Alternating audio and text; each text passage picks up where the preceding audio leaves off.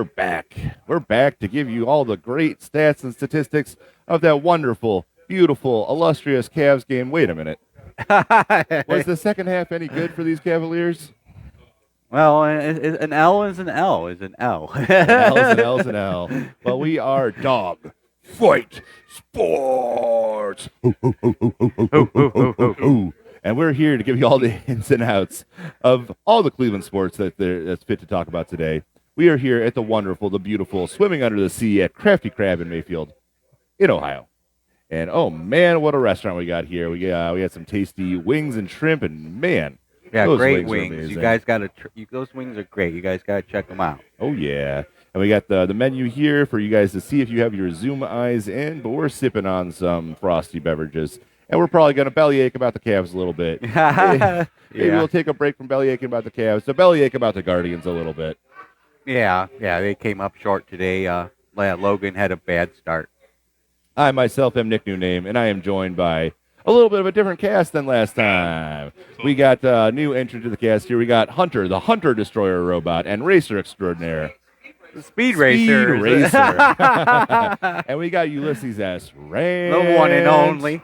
And I'm sure he's going to give us a pretty good rant about the Cavs and their utter collapse in the second half. Throwing the towel. Throwing the towel on that one. They're cooked. They're singed. They're burned in the second half there. So, Hunter, I'll start with you because we missed you in the halftime. What do you think about the Cavaliers for the first half and the second half, and what do you think they're going to do coming up?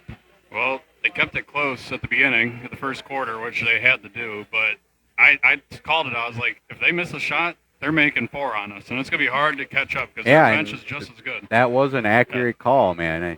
It feels like we were playing the Warriors from years ago. Like, we have to shoot. We have to not – you're not going to make them all, but you have to keep up with them, or they're going to gap you by 15 points, and then after that, they're just chucking up anything. We did get outshot bad. Yeah, and then the mismatchups are going to get added up, and that's why we lost by, what, almost 30? Yeah. Oh, I had to stop. Well, the final score was 95 to 120. So it was garbage 25. time, yeah. Garbage time, that's right. Oh, yeah, you're getting out-rebounded. You're getting out-rebounded, and they're missing threes. That adds up to what the final score is. And Boston has a prolific offense. They have a high-scoring offense, and they showed it tonight, man. And they were a lot more rested than us. They had more days off. Yeah, but you saw it, man. We didn't even get an extra travel day, and we were playing on Sunday, and we're playing again here on Tuesday. That's not much time to recuperate. No, especially if we got some nagging injuries, like for example, it's a plane ride and a hotel stay. They took care of business in Orlando. We wouldn't have been playing on Sunday. Right. That game should have won 5 games at max. I mean, they're not a bad team, but still, that should have been a 5-game series at max to get rest and go. Granted, the Celtics made that series a little longer than they had, but they're just out. They outplayed us completely. And I called it Derek White. You got to contain him. And guess what happened? He put up 25 points. And it just Donovan can only do so much. Now, would you say that Derek White was the player of the game on the Celtics side? Yeah, 100%. He had 7 3-pointers and 25 points. Yeah, you can't allow that, man. 7 3-pointers, that's horrible. It adds up at the end of the day. Now, were we allowing the shots, or are their shots just falling? I mean, they're falling. They're at home, but Derek White, I mean, you could chuck it up from anywhere. Derek White just put up 40-something in the playoffs against Miami to send them packing. So, like I said, if you contain him and rely on Jason Tatum to shoot threes, I mean, he's good, but he's not streaky like Derek White. Yeah, Tatum, no threes tonight. Yeah. No threes. But he did have 18 points. Yeah, and he's averaging 10 rebounds or more than us every game. Jaylen Brown, 32 points. White had 25, as we mentioned. That's the one thing, even with the Orlando series that we just got done with. They had Paolo Banchero, the tall guy in the middle that could do everything. Guess who they have? Jason Tatum, way better than him, the same guy in the middle. The Cavs have Donovan Mitchell, and that's it. Darius Garland is not doing near what he's getting paid to do. We're kind of getting all over the place here. So the player of the game, you said the player of the game on their side. What do you think was the player of the game on the Cavaliers side? Well, hey, Mobley, and he's been the one to watch. He did have 17 points, 13 boards, 8 for 12 from the field. Yeah, despite his efforts, we came up short. But like I said, basketball is a team game. Strus only had 5. But not the stats. Like let's pause on the stats here. Like the flow of the game. Like, what did you see when you were watching the actual game? Because everyone can look up the stats at home, and they can see Yeah. points, the rebounds, and assists. But we're trying to tell them, what did the game flow tell us about the Well, yeah, I mean, the Cavs got to get the ball more to the open man, and they definitely got to. I mean, you can see it. I mean, Boston's just shooting us, just shooting on us, and just killing us. Basically, Donovan Mitchell against the rest of them. Yeah. I mean, that's the easy way to say Donovan Mitchell's the player of the game for our side to like keep us in it. But he can put up 30 points. Someone's got to figure it out. I mean, just watching it, I mean, you could see the Cavs just got to step up the defense. I mean, they're hitting way too many shots on us. We gave up 120 points. Can't have that. Yep. All right, so do we have to go to like smaller lineups so we can be more agile and get out to defend those shots? We gotta watch the perimeter shots more, and that's the thing is Boston is going to score on you, and they're going to score fast. Yep. So do you think that Tristan Thompson was the answer? Because Tristan Thompson actually played for 16 minutes in this game. Maybe back in like 2016 when he was actually doing something, that might have been an Yeah. answer. But they got only 4 points on 16 minutes, 2 boards. So Bickerstaff finally got peer pressured into let him come off the bench more and getting some more minutes, and he bricked everything tonight. He was taking terrible shots. No, there it is, 17 minutes, 0 points for Merrill. Yeah, good point, Hunter. Yeah. Yeah, but to answer your question, getting back to it, Derek White on the offensive side for Boston, Tatum defense, because he had like 12 or 13 rebounds. Every game that he's played against us, he's averaging 10 or more. But on the offensive side, it was... Dude, Tatum had 11 boards tonight. Yeah, but... Yeah. Jesus. I mean, Mitchell's the easy way to save for the Cavs on the offense. I mean, Mobley did come alive there at the end, but we were already down by so much. So, okay, you guys are focusing on the scoring then. Yeah, but that's... But you got to shut down.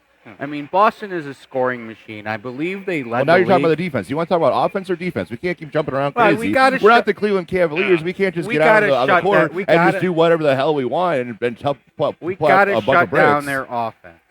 I mean, Okay, so what do you want to talk about? Offense or defense? Didn't Somebody Boston pick. lead the Offense. league in wins Offense. this year? All right, let's talk about offense. I mean, Whose offense? Our offense or their offense? Our offense... All right, our offense. What do we do well on offense? What are the problems for the Cavaliers? Let's focus here. I'll let you start it off. Well, yeah, they're just not moving the ball, not getting it to the right guy. Struce was cold tonight. Mobley had some baskets, but I mean, and our bench players weren't scoring. Oh. And Why weren't they scoring? just not a good enough look. Boston. So would you say they have to run plays? Yeah, they need to So, run for better example, plays. what's the only play that they run in the NBA? The pick and roll. Yeah, that's about it. And they So were if we were About doing it. the pick and roll, was the pick and roll working for the Cavs? pick and roll and then pass it out to the right guy, and it just Why wasn't the pick and working. roll working? Well, it just wasn't going to the right guy. No, it's because the Cavaliers players are lazy. Yeah. You would do the pick and roll, and the roll man wouldn't even roll. Yeah. So, okay, you set the pick. All right. Step one, good job. It's in the name. Step two, it's in the name. You got to roll to the basket. Then what happens is you get the ball, you get it past you get a layup or you get a dunk, or you pass it out to an open player for a high-quality three-point shot. I feel And like it's just as simple as that. They just weren't putting forth effort. Nope. That's what pains me about these guys. It's like we want to love them. They're talented. They're great. When things are rolling, they're rolling. But when things aren't going great, they're lazy. They're slow. They're not even trying out there. Oh, I got a question for you, Nick. How Yes. much do you think that the rest factor played a role? The referees? No, the rest. Rest. Yeah, they did look tired out there. So, yeah, Yeah. maybe they didn't get enough rest. I mean, I you're talking one travel day. Boston's last game was last Wednesday. you can't cut them slack. It's not like they were going from L.A. to friggin' Boston. They were only taking a 3-hour flight east. During the regular Well, season, I'm it's just saying, very Boston common. had Yeah. Boston series wrapped up earlier, so they had more time to rest and heal. We didn't. Well, yeah, I think the biggest one's Jared Allen because we're And missing we're him. beat yeah, up. That's huge. Yeah, We're beat up and we're run down. Yep. Mobley can only do so much in the paint. He had 11 or 12 boards, but you're missing another 15 points, 15 to 18 points from Allen. Yeah. We're really missing Allen out there. That offense, that's what's getting the whole – because he'd average about 3 or 4 assists.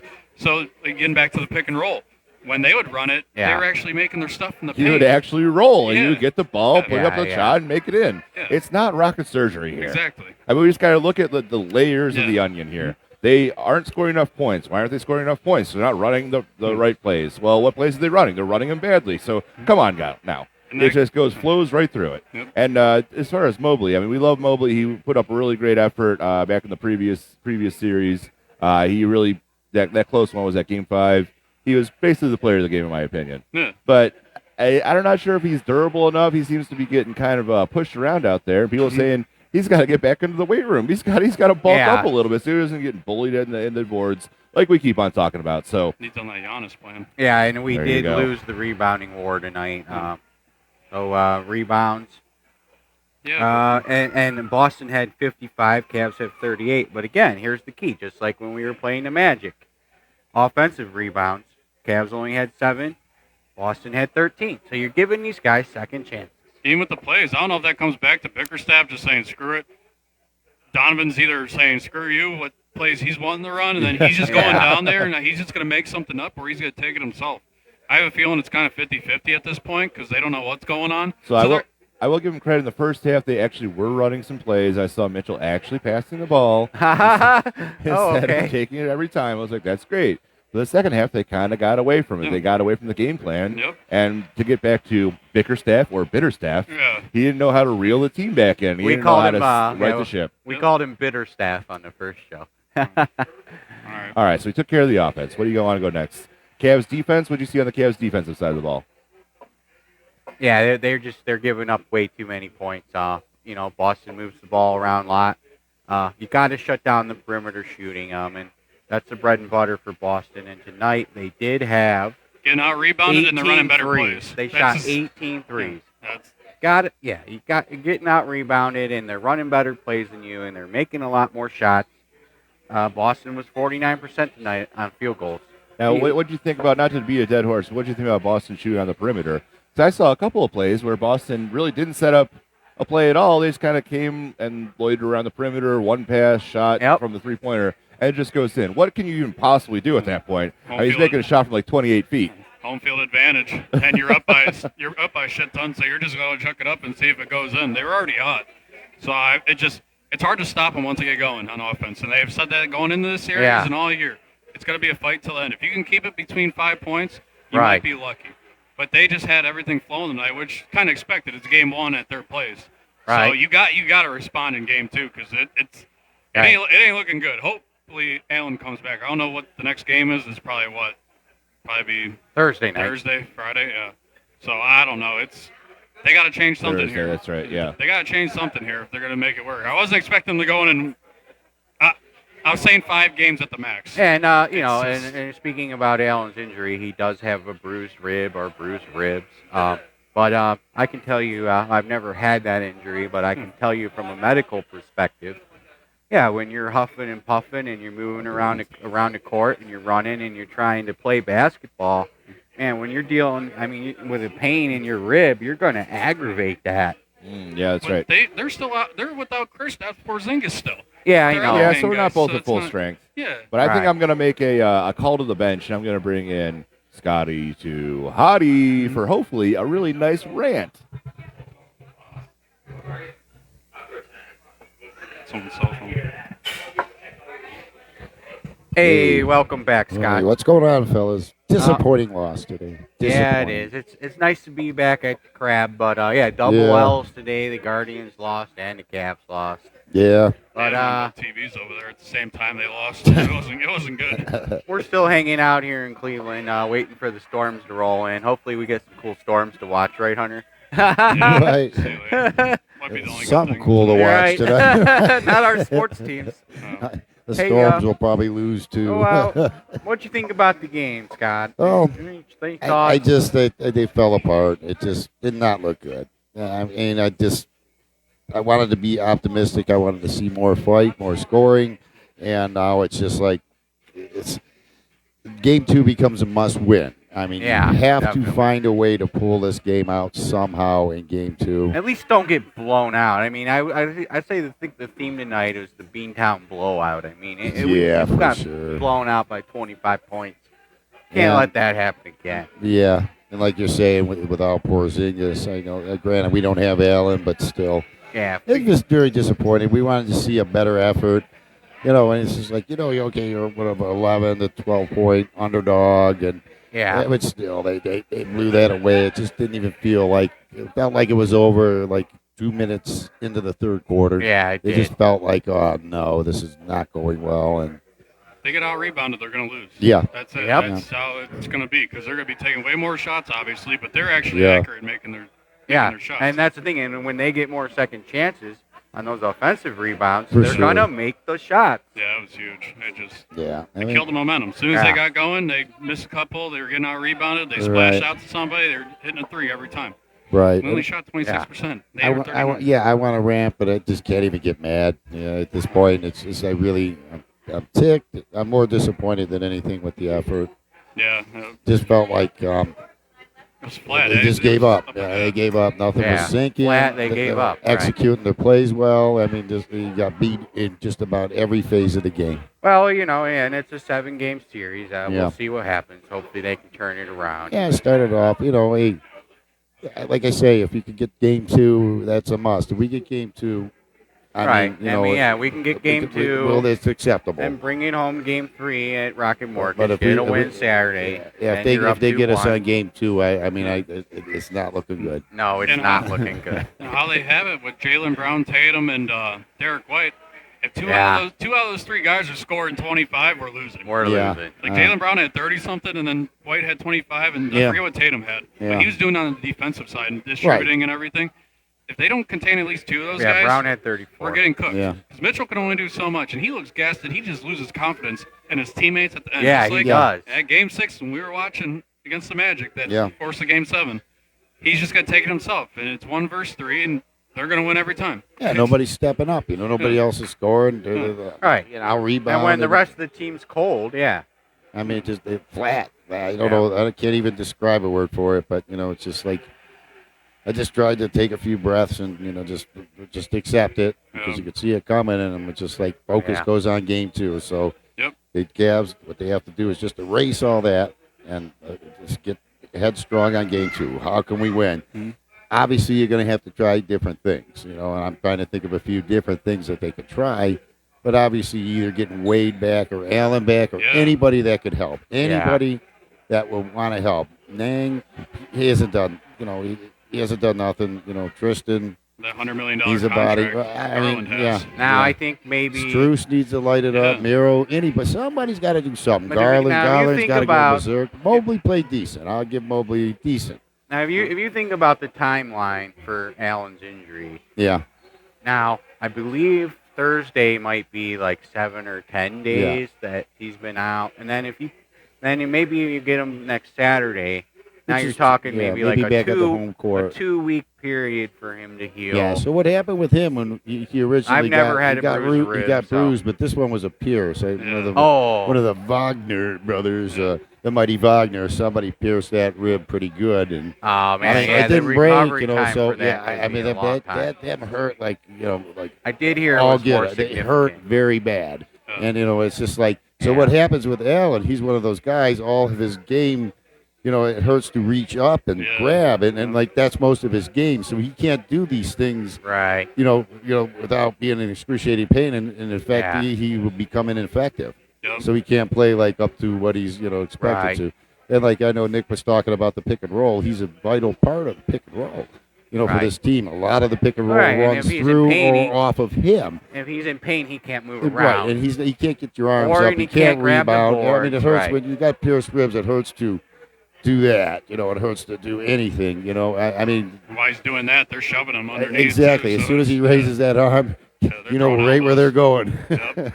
It sucks, too, because he's been Mr. Reliable this whole season. As soon as the important part, I'll give him a pass because he's the one that's been there every game. He was our MVP he went down for them games. He was really like the MVP. I mean, he had 38 rebounds. I'm telling you, it's fantastic. Yeah. Oh, yeah, just in. All you can eat crab legs. Hey, you're like that drive-by. Wednesday and Friday. All you can eat all day. $61.99. You're like that airplane that goes by with the happy hour specials. We got it. Happy hour specials between 12 to 7. Fried basket specials, $2 domestics. Crafty Crab here in the Golden Gate Plaza in Mayfield Heights. And thanks for hosting us, Crafty Crab. Yeah, thank you. Big thanks to Carrie and everyone at the Crab. Thank you. Everybody's been wonderful, great. Got this huge, I don't know how big this thing's, 162-inch big screen here. There's people just packed and they're still watching it. They're all as disappointed as us. And Very you know, spacious. yeah, and like lots of room to move, plenty of everything. So thank you for our gracious host for having us. And, Yeah, absolutely. And geez, and I mean, that's all I really had to say. I like to thank you guys in here. I'm gonna turn it back over to Dick, but I wanted to rant, but I just the Cavs, just like the Cavs, I'm worn out. Yeah. Yeah. 82 games is enough. But yeah, I don't know. We'll see. Hopefully we go 7 games. All right. Yeah, I promised you guys some stats. I promised you guys some, what did I call it? Advanced math nerd stats. Yeah. All right. So I have this theory that's bouncing around in my head. And again, it's not rocket surgery. But when you're shooting a 3-point shot, you're making 3 points. Yeah. And so if you get your 3-point shooting average to be about 33%, your net expected points for every time you take a 3-pointer is 1 point. All right. So did the Cavs get more or less than 33% from 3-point land? It was less. Less. They got 26 points. Yeah. So every time the Cavs took a 3-pointer, the net expected point from every shot was less than 1 point. Yep. That's not good. And then at the end, that Sam Merrill guy was just chucking up. He had 2 hands in his face, and he was just throwing them up. I'm like, this makes – they're just desperate at this point. Now let's go to free throws. So free throws, that's only worth 1 point. So you got to make nearly 100% of your free throws, right? Yeah, yeah. So every time you're taking a free throw shot, your net expected point should be about 1. Well, what was their average from the free throw percentage? It was only 76%. So their net expected points every time they took a free throw was only 0.76 points. You got to get those numbers up. You got to get it close to 1. Yeah. Every time you take a 3-pointer, you got to at least try to get close to 33% so you can get 1 point per shot. Well, what was the 3-point percentage from the Boston side? 39%. So now they're getting more than 1 net expected point every time they chuck up a 3. So, it's not rocket surgery. And they're their making boys the can shots. really shoot threes. That's right. Now, what about, we got 2-point shots as well.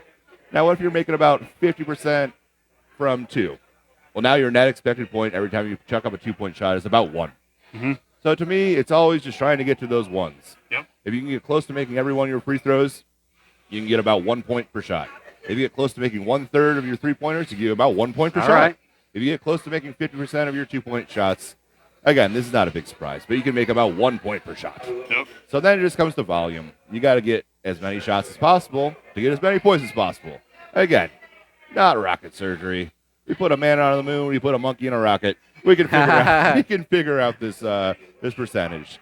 And when we talk about overall field goal percentage, Cavs about 41%, and the Boston Celtics about 48%. So there's the difference in your game, folks. Yep. And the rebounds. At the end of the day, they out rebounded us. And they made their shots. That's all. That's as blatant as they could.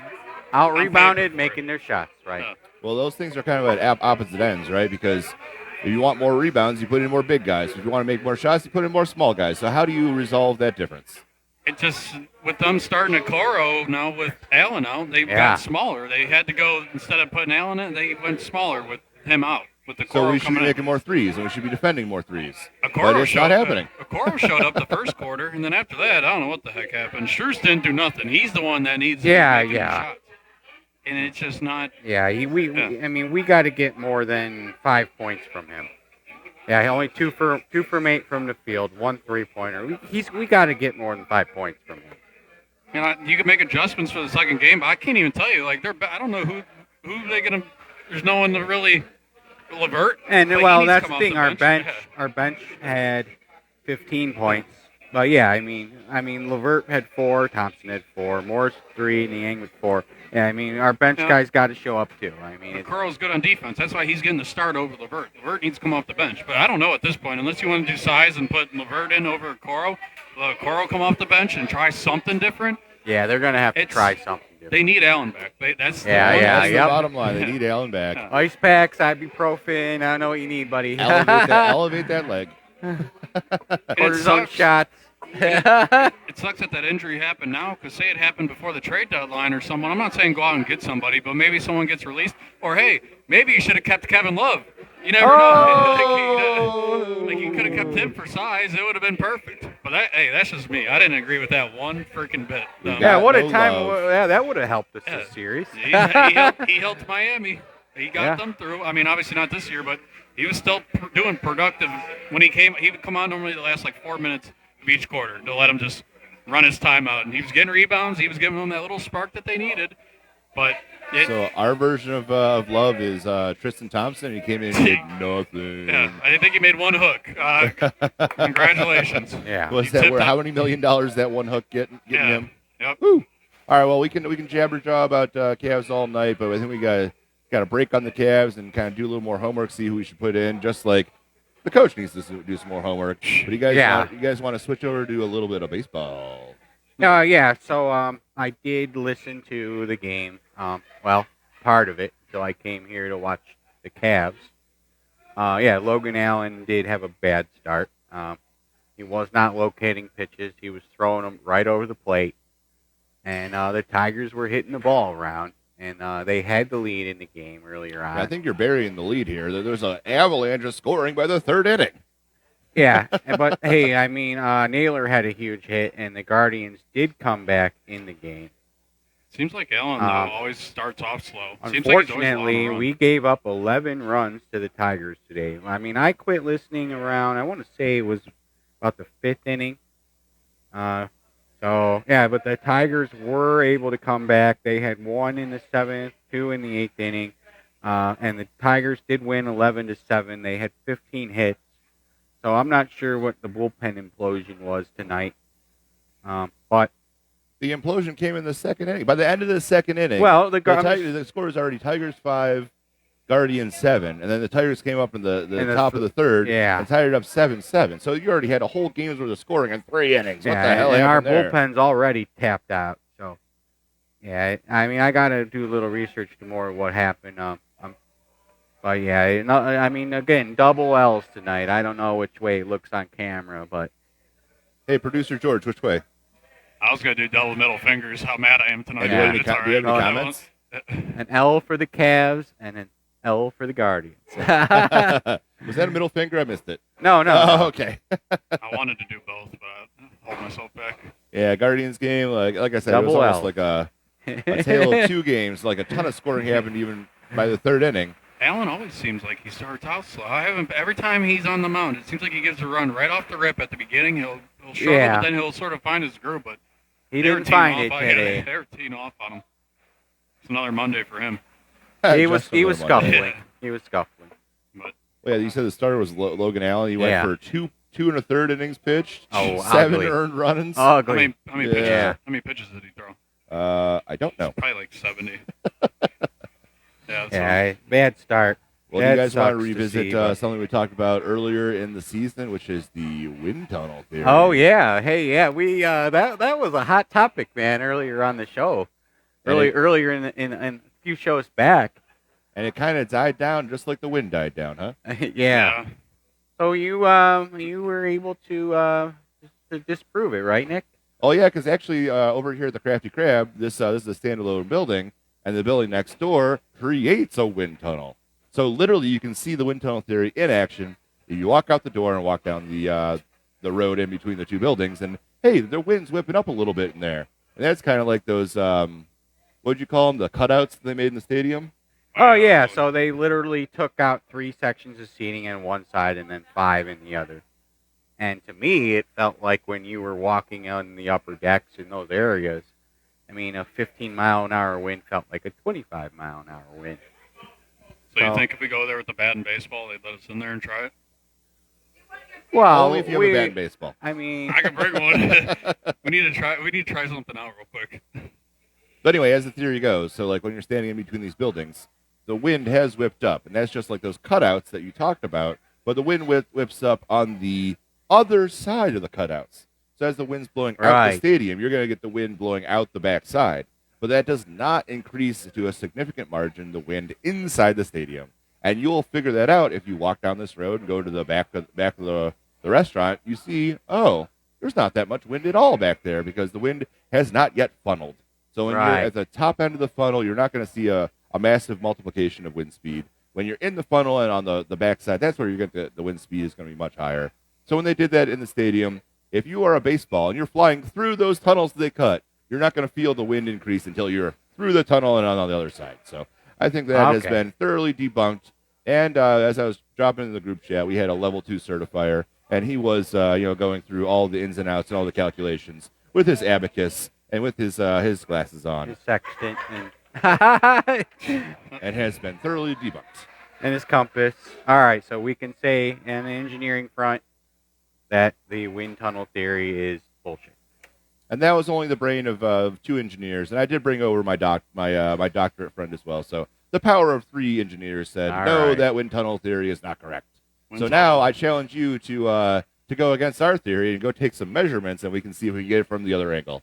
What do you think about that, Kyle?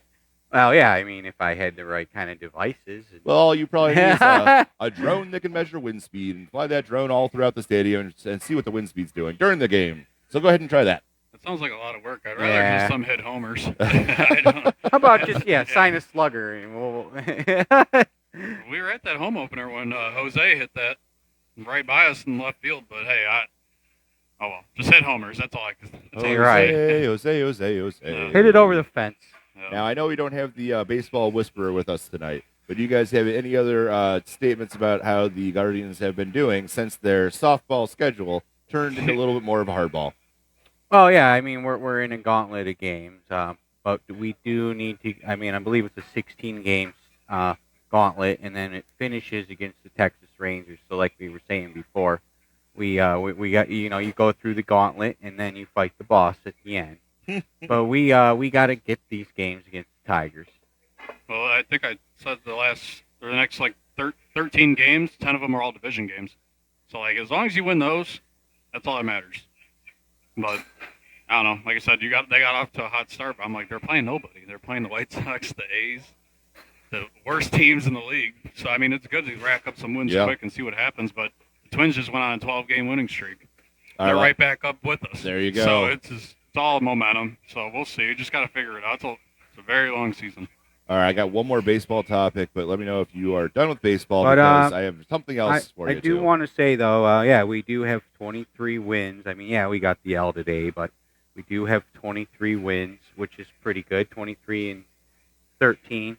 I believe at the end of May last year, we were 25 and 30. So we already have 23 wins, and we're only in the beginning of May. Great job by Vogt. And that's the thing, with us starting out hot, you can afford to drop a few games.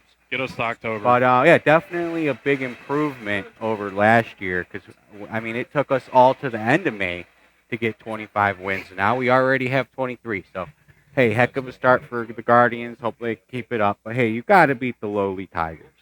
Got to beat them. Yeah, you're not going to win every game, but the division ones, you got to win those. Especially the matchups that's coming up. You got to take care of them now while you can. All right, you guys ready for something completely different? Yeah. All right, Hunter, we got you on the set. We're going to bring in another race car driver because I was wondering if you guys could give us an update on the Painesville Speedway and tell us how that's going and what the schedule's going to be like. I'm retired. And we're welcome Lily Lazenby to the set. Hello, Lily. Hello, how are you tonight? Hey, welcome, Lily. Thanks.